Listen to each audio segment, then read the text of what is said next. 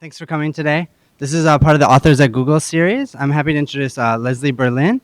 She's the author of The Man Behind the Microchip, which is the book that you all can see at the chairs.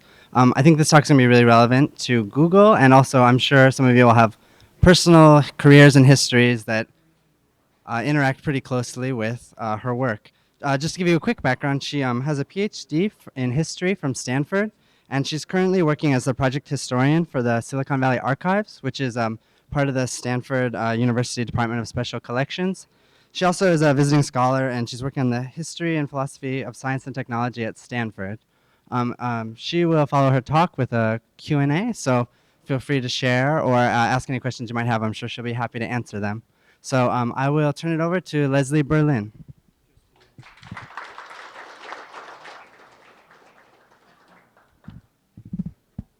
Thanks very much, and thanks for having me. I'll try to talk loudly and hope you can hear me. I'm really excited to have this chance to talk to you about Bob Noyce and about my book, The Man Behind the Microchip. When Noyce was alive, he was called the Thomas Edison and the Henry Ford of Silicon Valley. Thomas Edison for his invention of the integrated circuit, which lies at the heart of modern electronics. And he was called Henry Ford because he was one of the founders of two different companies. The first was Fairchild Semiconductor, which was the first successful silicon company in Silicon Valley. And the second was Intel, which is today the largest microchip company in the world. On top of this, Bob Noyce was a daredevil. He had a patch on his ski jacket that said, "No guts, no glory." And this was absolutely a fitting motto for this guy who piloted his own jets. One time just took one through a baby thunderhead cloud just to see what that was like. He was the kind of guy who loved to have helicopters drop him at the top of mountaintops so he could ski his way down with a transponder clipped to his jacket in case he got lost. And it was this combination of risk-taking and inventiveness and business success that really made Noyce seem the embodiment of Silicon Valley and high technology. But in the years since his death in 1990, Noyce's name has really faded from people's memories. I'm hoping that my book will do something to reverse that, because I've studied the history of Silicon Valley for about 10 years at this point, and the more I've studied, the more I've become convinced that Bob Noyce is just too important to be forgotten. And the person who reminded me of this, interestingly enough, was actually Steve Jobs. He said to me, "You cannot understand what is happening today without understanding what came before." And Bob Noyce is just an essential part of what came before. So in about the next half hour or so, I'm going to just share with you some of my favorite scenes from the book. This isn't comprehensive. The book, you can see in front of you, it's a bit of a tome, 300 pages and then 100 pages of notes. These are really just some of my favorite pictures and favorite stories. So here we go. So this is Bob Noyce as a baby. He was born in December of 1927 in Burlington, Iowa. And he's seated between his two brothers. That's Don, his brother on the left, and Gaylord, his brother on the right. There's a fourth brother who obviously isn't shown. You can see that the little boy's hands are clasped in prayer. And my guess is that their mother, Harriet, made them do that. She was this dynamic, wonderful woman who had always wanted to be a missionary. And she had this extremely strong personality. She would have made an excellent missionary, very articulate, very devout. And her father and her grandfather had both been Congregationalist ministers. And then she went and married another Congregationalist minister who's the father of these boys. And just to give you a sense of the family that these kids were born into, this family's Midwestern roots go way back. The mom was from Chicago, the dad was from Nebraska. Noyce lived in Iowa until he graduated from college. And on both sides of the family, the boys, all of the adults had been either ministers, teachers, or both. And if you look at these three boys, two of them followed the pattern. Don ended up on the left, ended up becoming a professor of chemistry at Cal Berkeley. He was chair of the department for quite a while. And his brother Gaylord on the right became a Congregationalist minister, taught at Yale Divinity School, went on the Freedom Rides, was friends with Martin Luther King Jr. As a very accomplished family, particularly in these two fields. Noyce always said that he fell into business by accident. He wasn't really quite sure how it happened. And this family, too, had very, very high expectations of their children. Both of the parents had gone to college, but more incredibly to me, all four of the grandparents, at a time when 2% of the population had college degrees, all four of these boys' grandparents, who were Midwestern people from farm towns, not East Coast elite, all of them had gone to college. And the parents really tried to encourage inventiveness and creativity in these boys. They would do things like deliberately leave an encyclopedia, a set of encyclopedias on a low shelf, hoping that the boys would get a chance to read them. I was thinking, thanks to Google, that's not too many people are going to have encyclopedias in their houses anymore to do that. But that encyclopedia really came into play about 12 years later when the boys decided to build a glider. This picture was taken in the summer of 1940 in Grinnell, Iowa. This is Bob. He's sitting on your left, and that's his brother Gaylord with his arm raised. Bob is 12, Gaylord is 14. They're sitting with a glider that they built, and to give you a sense of scale, the wingspan on this glider was about 18 feet. It was something that they built completely on their own. They didn't have any blueprints. They didn't have any help from grown-ups. They didn't have any learn to build a glider summer camps or anything like that happening. They went strictly from their own experience building model airplanes and from a picture that they saw in this encyclopedia set. They figured if we can build little airplanes, we can build big airplanes. Now, this plane was absolutely the highlight of the summer for these Noyce brothers, but also, for as near as I can tell, anyone who lived in the town of Grinnell, Iowa at the time they were growing up. When I went to Grinnell to do some research, people would just come out of the woodwork telling me just these incredible stories about the glider, about 5% of which turned out to be true. But there were 17 kids on the block, and the Noyces managed to help to marshal their talents in the service of this glider. So you had the boy whose father owned a furniture store. He had rugs come on these long spindles, and the boy talked his dad into giving them the spindles, and that's what made the frame of the plane. Of course, the one girl on the block was the person assigned to sew the cheesecloth that they stretched over the wings. And then the boy on the block, who was 16 years old, newly possessed of his driver's license, was asked to tie this glider to the back of his car and take off down the street to see if they could get some air and pull it behind like a kite, which they actually managed to do. But to Noyce, the real mark of success would be if he could, as he put it, jump off the roof of a barn and live. So that's actually what he did. He climbed up on the roof of this barn that you see here, had somebody hand him the glider. He took a deep breath and ran right off the edge of the roof into the unknown. And he landed without crashing and considered it absolutely a great success. Now, if I were a fiction writer, I would have made up this story about the glider because it foreshadows so much of what made Bob Noyce a successful leader in the tech field. First, you have here his real ability to tinker. He could build anything with his hands. He had immediate credibility with people because he was the sort of guy who would blow his own glass if he needed to have it for use in a lab. Secondly, you see his ability to round up a team and have each person contribute his or her own special talent to making a project go. And third, from the scale of this project, you can see that Bob Noyce was a person with absolutely no sense of limits. He was the kind of guy who really believed that if you wanted to fly, you needed to start running off of a rooftop and not stop when you got to the edge. This made him a fantastic leader because he never had any sense that there was anything that you shouldn't be able to do. And he would manage to inspire people to join him in that effort. So now we're going to go to a black slide. It has no deep significance. It's just a transitional slide.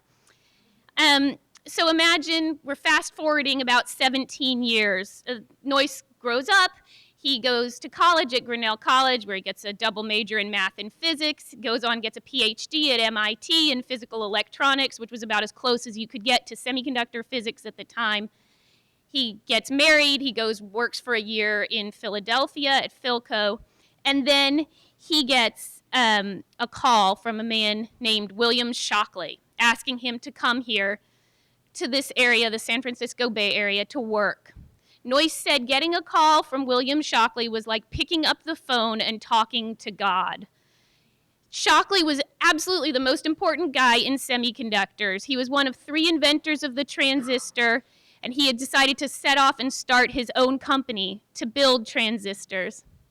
He'd built around him an absolute dream team of researchers from all over the United States. The effort he went to find these people is absolutely monumental. I mean, he visited all these college campuses, called people, went to conferences, really trying to find what he called hot minds in semiconductor research. So Noyce was one of these hot minds. And Shockley had a real interest in psychological testing. So in order to ensure that his team was not only brilliant, but able to work together well, he subjected them all to psychological tests with, Rorschach tests, these sorts of things. And, it actually worked. The team worked together beautifully. But Shockley's one oversight was that he did not have them tested for psychological compatibility with him. And that actually turned out to be quite a problem. William Shockley was a micromanager down to the level of specifying the kind of screws that he wanted used in certain pieces of equipment. And even more upsetting to the guys who'd come to work on transistors with the inventor of the transistor, he decided he really didn't care about building transistors. He wanted to build something called a 4-layer diode, which was a kind of cool idea, but there wasn't really a market for it. And so in September of 1957, a group of 7 guys decided that they were going to leave and start their own company. And they talked Noyce into joining them. And so on the appointed day, they climb into 2 of their wives' station wagons, just squeezed in shoulder to shoulder, and make the drive up the coast, up the peninsula to San Francisco, where they are slated to meet with 2 bankers in the Redwood Room of the Clift Hotel, a very, very swanky place at the time. Now, waiting there for them are these 2 bankers. One's name is Bud Coyle, and with him, too, is his junior associate, a guy named Arthur Rock, who I'm sure many of you know as the venture capitalist behind Intel, behind Apple. At this point, he was just a young pup. So they talk for a while. They decide, yeah, we think we can probably start a company together. It turned out to be much harder than they had ever imagined. They went to something like 30 different companies trying to get backing. No one wanted to take a chance on this group of inexperienced guys.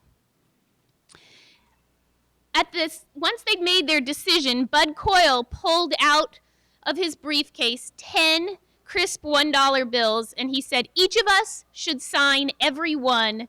These bills will be our contracts with each other. And looking at this bill ought to give you a real sense of what I'm talking about when I say William Shockley assembled a dream team. If you start in the upper right-hand corner, that's Gordon Moore's signature, recruited by Shockley. Underneath him is Jean Herny, who invented the planar process. Under him is Art Rock, who we just talked about. Coming to the left, that's Eugene Kleiner of Kleiner Perkins on the bottom left. Above him is Noyce. And then above Noyce are Jay Last, Sheldon Roberts, Julius Blank, and Vic Greenwich, who were 4 key components to the whole effort to bring the integrated circuit to life. And then you have Bud Coyle's signature there. So really, this was a remarkable group of people. And to me, as a historian, This was a remarkable thing to find. And the reason that I wanted to show it to you also is that no one had ever seen this before. I published the picture in my book, excuse me, other than the 10 guys whose names are on it.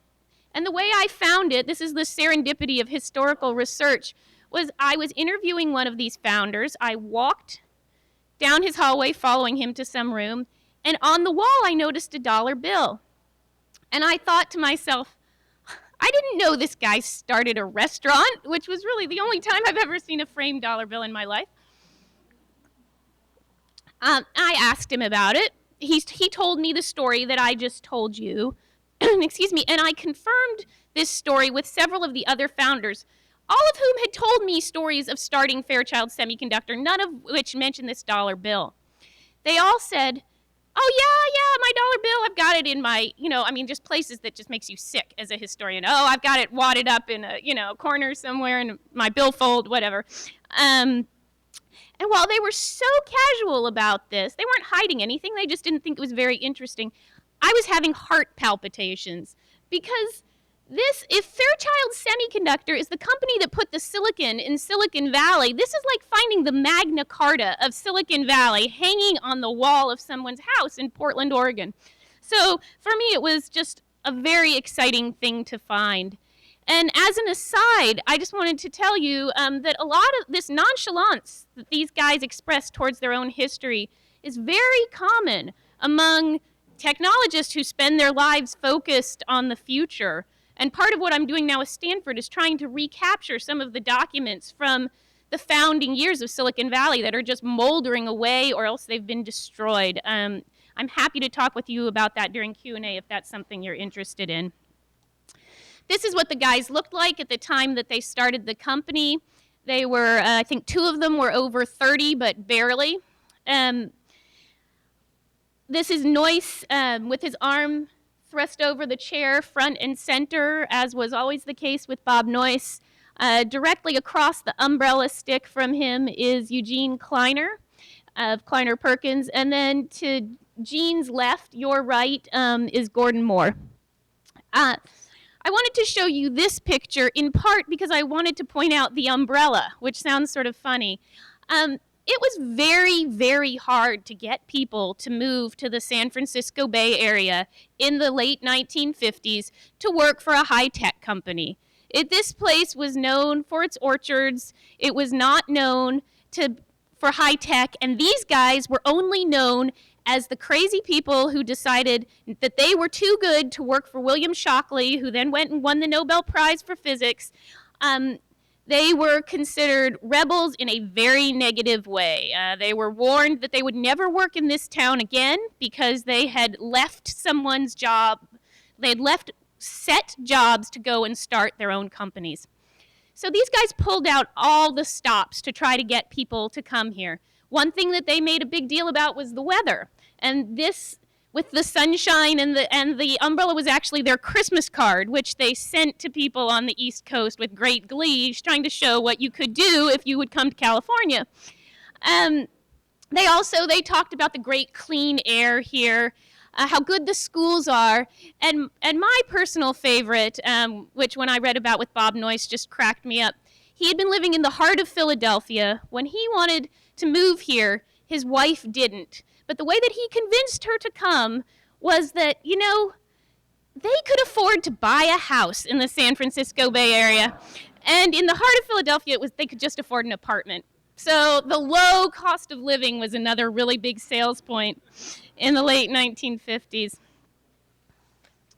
So Noyce's first job at Fairchild Semiconductor was heading R&D.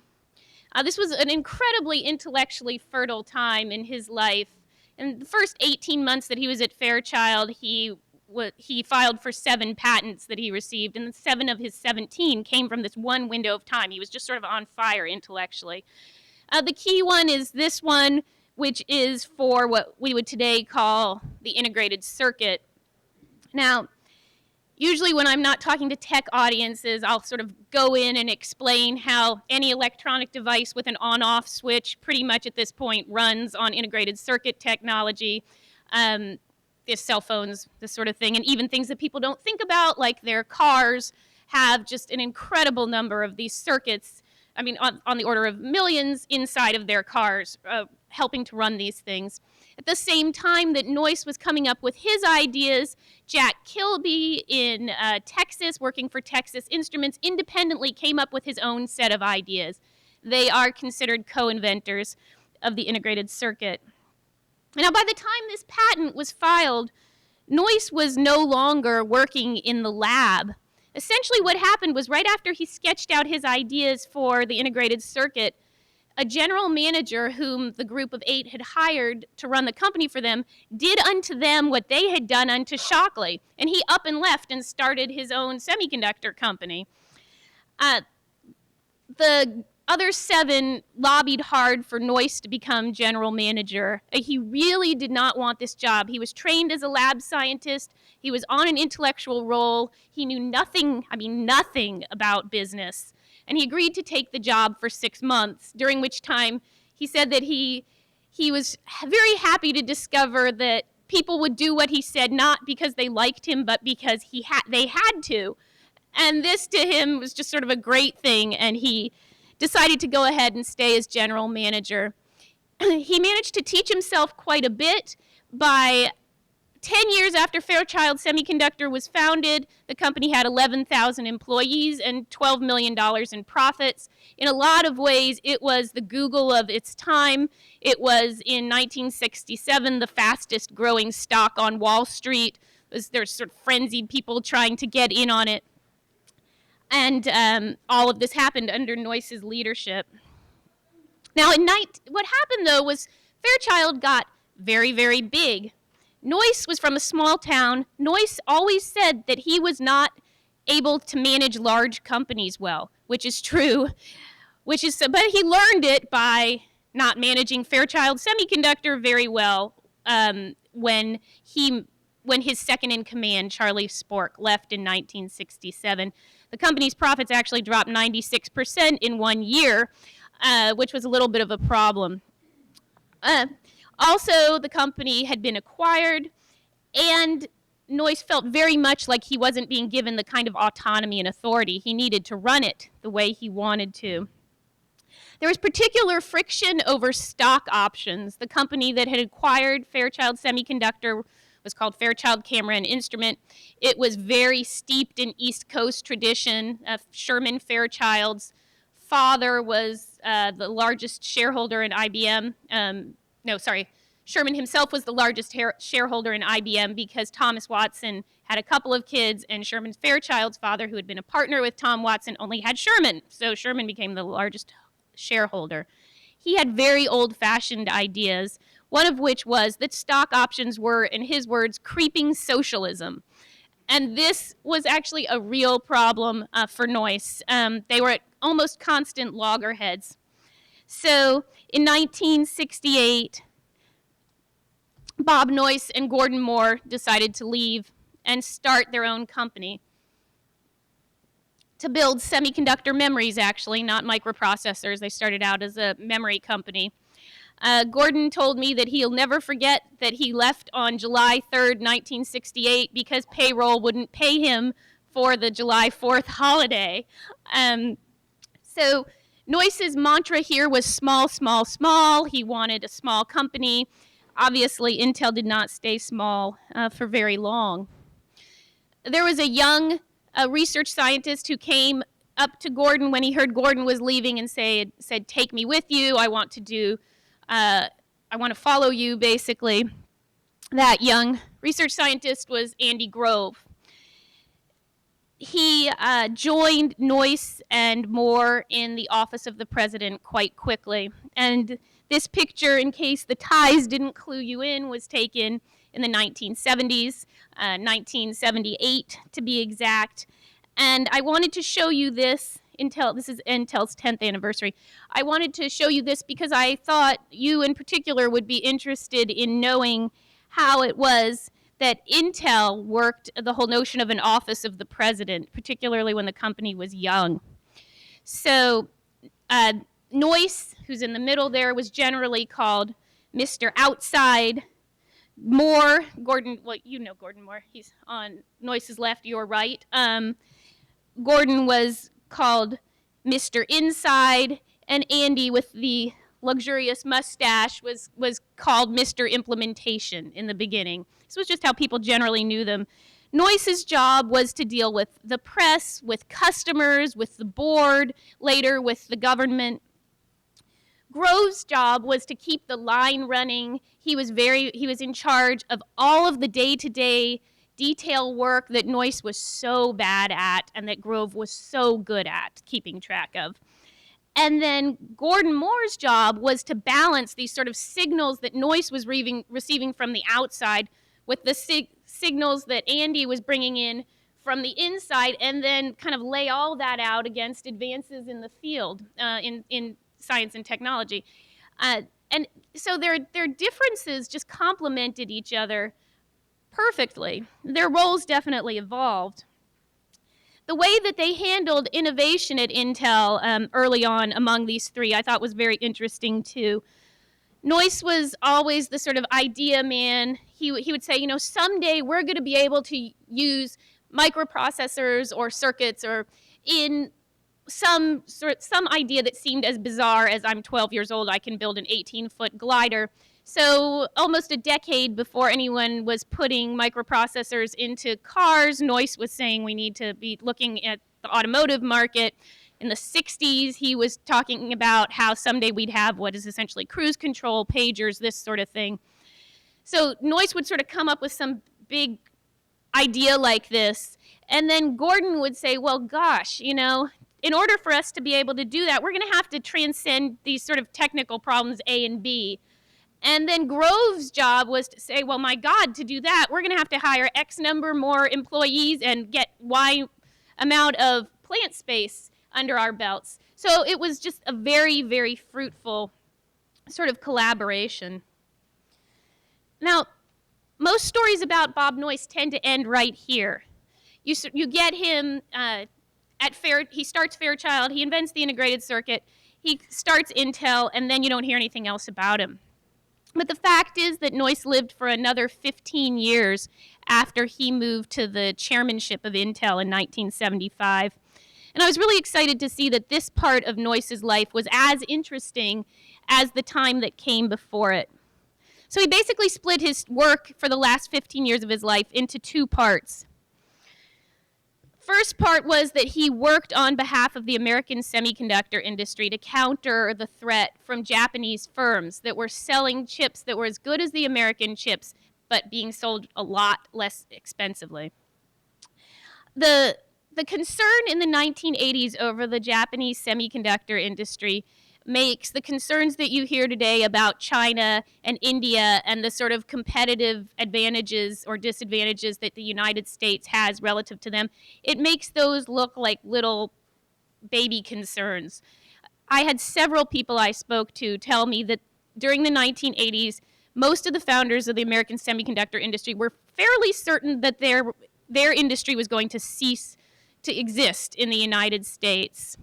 So Noyce and 4 other execs started something called the Semiconductor Industry Association, which is a very interesting little thing to find out about. It was a lobbying group, and it's arguably the most successful lobbying group that any industry trade group has ever put together. So it was surprisingly interesting to learn about that. He was also the founding CEO of Semitech. That's where this picture was taken. Semitech, I don't know how many of you are familiar with it. Semitech was a huge kludge, actually. It was 14 American semiconductor manufacturers plus the Department of Defense, all supposed to collaborate together on improving American semiconductor manufacturing technology. It was a big job. Noyce took this job out of a sense of duty and a sense of fear. He said he didn't want to see his life's work go up in smoke. The other job he did, the other way he split his time, was something he did out of a sense of love.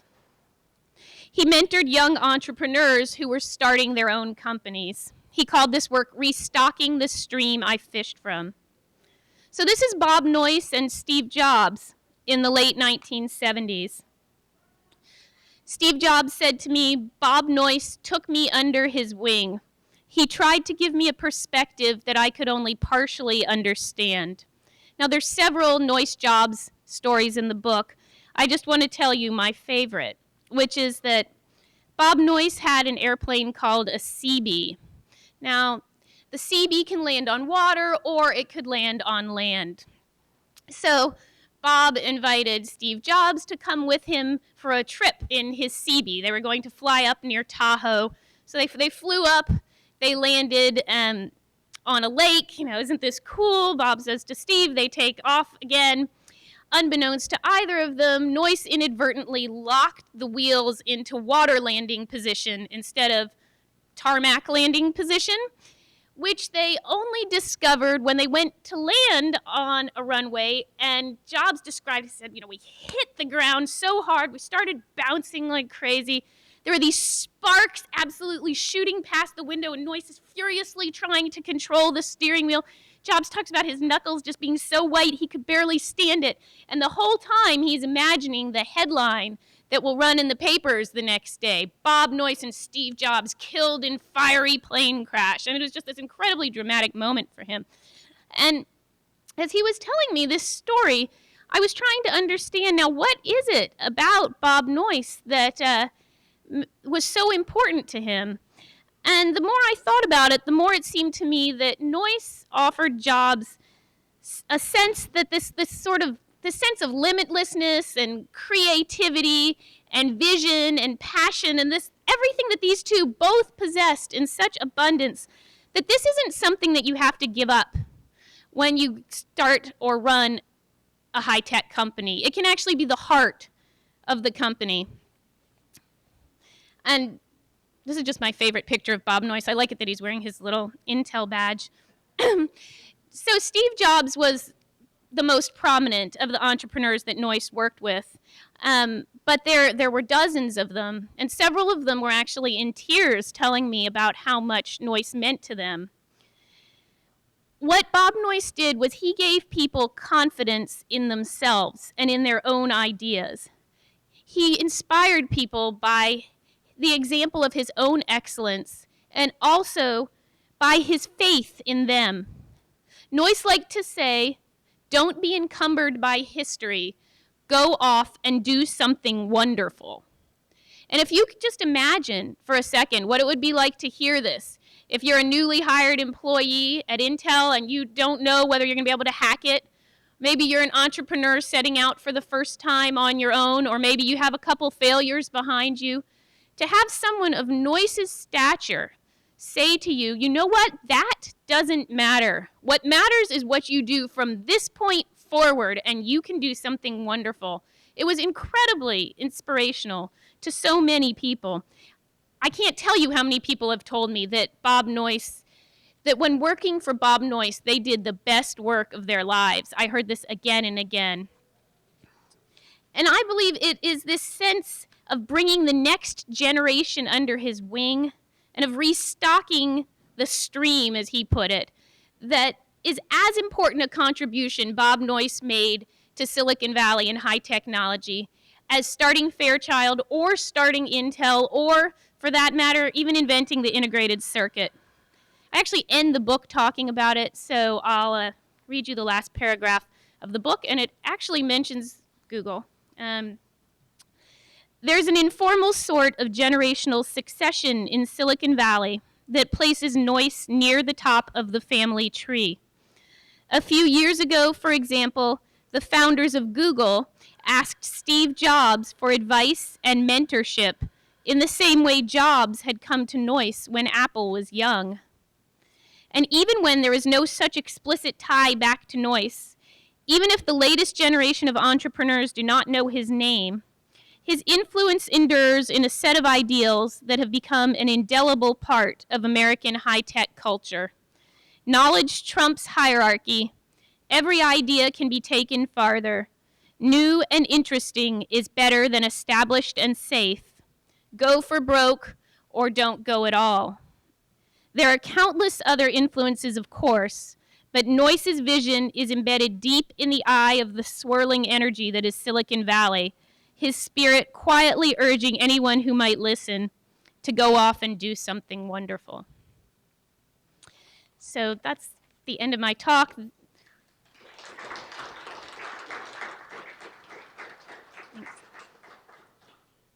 You can contact me through the site. Reviews and such are on there too. But I'm happy to take any questions that anyone might have now about Noyce, about the writing process, about archives at Stanford, anything you're interested in hearing about.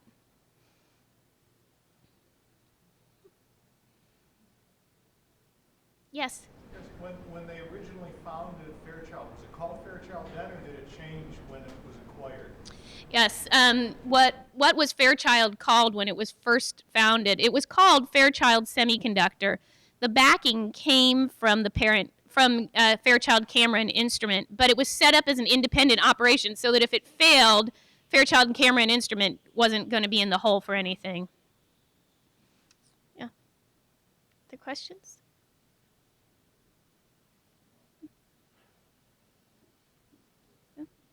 Oh, yes. Hi. You're researching something else now, somebody else from the Silicon Valley, or continuing? So what's my next research project? Anyone in the audience who has any excellent ideas for me on next research projects, I would love to hear them. I really love the Silicon Valley history, and I'd like to do some more of it. So yeah, I'm open for suggestions on that. Doesn't have to be a biography. Yes. I read somewhere that in addition to IC, he had also worked on tunnel diodes. Yes. Yeah. Did Noyce also work on the tunnel diode? Yeah, actually, if you go to this site, I published an article in IEEE Spectrum, and it's linked to it here. Noyce did do, he sort of independently conceived of the tunnel diode, independent of Leo Esaki, and about almost the same time. But when he showed his ideas to William Shockley, for whom he was working, William Shockley told him that that was just a bunch of garbage and go throw it.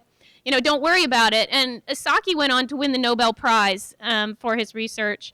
Noyce actually never won the Nobel Prize, although arguably he could have won one there had he actually published his research. And he would have won one undoubtedly for the integrated circuit when Jack Kilby won for the integrated circuit in 2000. But I didn't know this actually, but the Nobel Prize is not awarded posthumously. And since Noyce had died in 1990, he couldn't receive it, though both the Academy and Kilby himself spoke about how he should have.